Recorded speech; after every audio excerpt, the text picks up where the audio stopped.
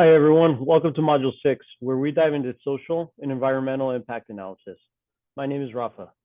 This week, we will look into two important topics, impact assessment and change management. Environmental impact assessment is an important tool that ideally is used to guide organizations on their path to corporate responsibility by identifying gaps, measuring priorities, and communicating transparently with the public. As Stephen Covey wrote, accountability breeds responsibility. While he spoke in the context of individuals, it also applies to organizations. Companies can better respond to stakeholders when the commitment is made to measure, document, and publish impact so that a robust feedback loop can be established, and the organization can be held accountable for its impact on society. One prominent assessment in the ESG report that captures and discloses environmental, social, and government information, ESG reports, ideally engage the public transparently to communicate performance and materiality. The materiality process identifies and rates concerns for the company and its stakeholders. This allows efforts to be focused on issues that have high impact on business and draw a high level of interest from stakeholders. Another prominent framework is the Global Reporting Initiative, or GRI.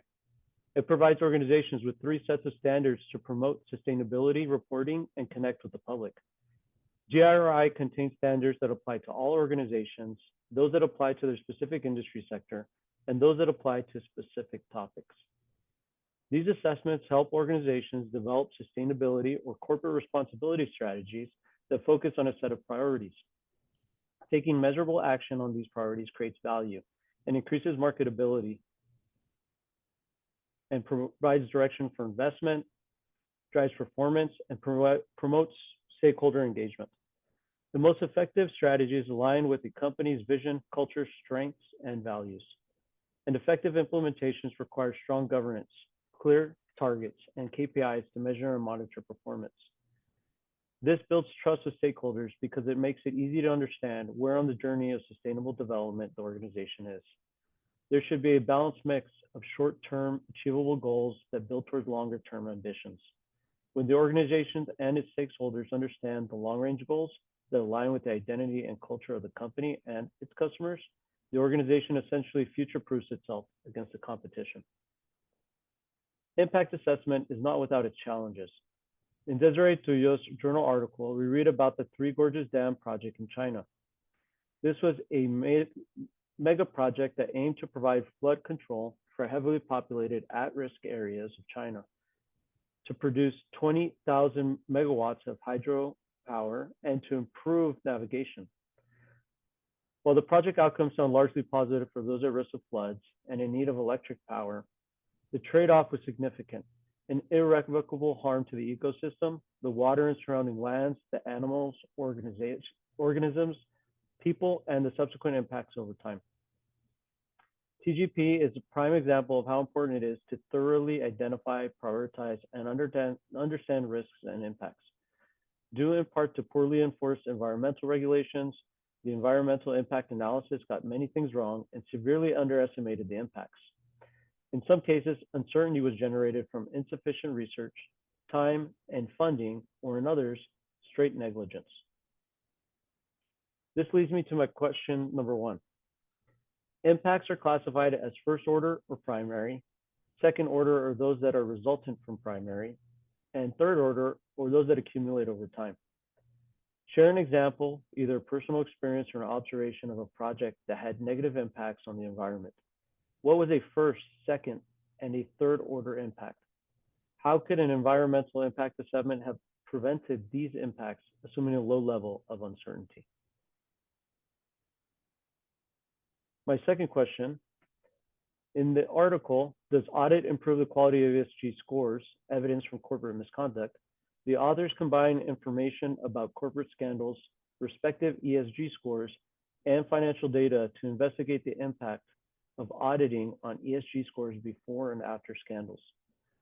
They detected that the change in ESG rating was significantly negatively affected by the controversies only for unaudited reporting. Considering the standardization of economic reporting and the lack of standardization for non-financial reporting, what could aid in improving the reliability and authenticity of ESG results? The second main topic for Module 6 is change management. Leaders and project managers are both agents of change responsible for setting the tone for change. We have the opportunity to develop a vision that connects the how and the why. Organizational change is not typically successful without a clear strategy that takes into account the voices of stakeholders because it is the many layers of an organization that will adopt change and bring it to fruition.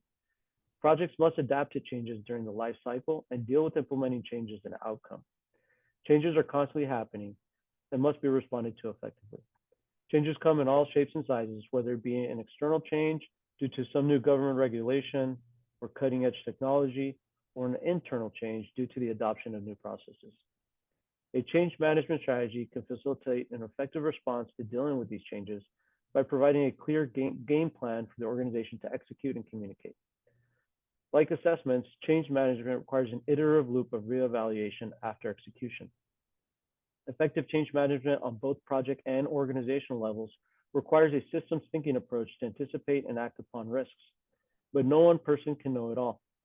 So stakeholder engagement is a valuable strategy that gives leadership the ability to tap into an abundance of knowledge and different perspectives.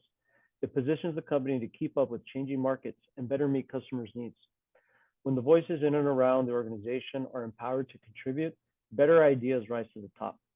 By fostering an inclusive work environment, business buy-in increases and facilitates the management of change and reinforces the feedback loops through open and meaningful dialogue that captures feedback and best practices. In the GPM reference guide, the authors point this out. Frontline people tend to be rich repositories for knowledge about where potential glitches may occur, what technical and logistical issues need to be addressed, and how customers may react to changes. My third question for this discussion, in John P. Cotter's Leading Change, Why Transformation Efforts Fail, 8 errors are presented. Error number 2 deals with the creation of a powerful network, small or large, aligned to drive organizational change. Discuss the advantages of a change management strategy that incorporates a powerful coalition in terms of titles, information and expertise, reputations, and relationships. Those are my 3 questions, a brief overview for Module 6 learning materials. Thank you for your time and good luck.